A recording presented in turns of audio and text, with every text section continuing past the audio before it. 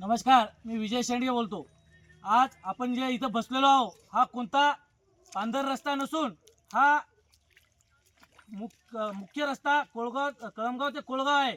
मुख्य बाजारपेठेपासून 20 किलोमीटर आहे।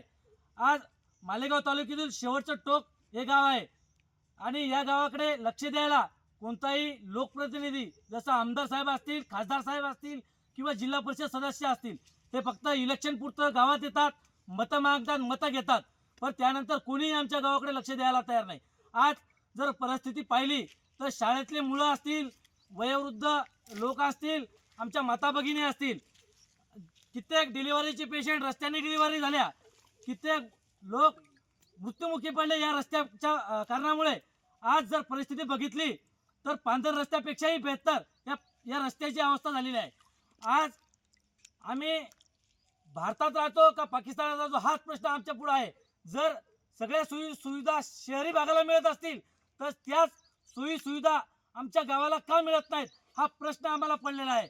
त्यामुळे आमची तुम्हा सर्वांना विनंती आहे, सर्व लोकप्रतिनिधी असतील, प्रशासन असेल, पालकमंत्री असतील, यांना आमचे हात जोडून कळकळीची विनंती आहे की आमच्या कोळगाव ते कळमगाव रस्त्याची तात्काळ दखल घेऊन आम्हाला रस्ता ताबडतोब द्यावा।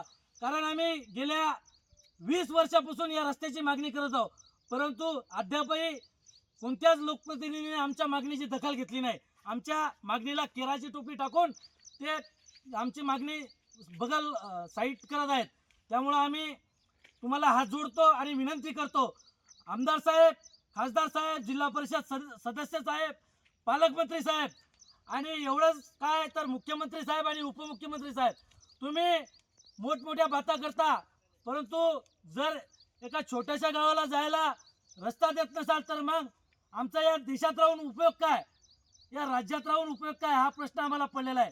तर आमची तुम्हाला कळकळीची विनंती, आमच्या लहान लहान चिमुकले मुलं आहेत, त्यांना शाळेत जायला आज अडचण येते, त्यामुळे तुम्ही तात्काळ आमचा हा रस्ता मंजूर करून आमच्या गावाला न्याय द्यावा, अन्यथा आम्ही इथून पुढं येणाऱ्या इलेक्शनमध्ये सर्व गावकरी मिळून बहिष्कार टाकू। एवढंच बोलतो आणि थांबतो। जय हिंद, जय महाराष्ट्र।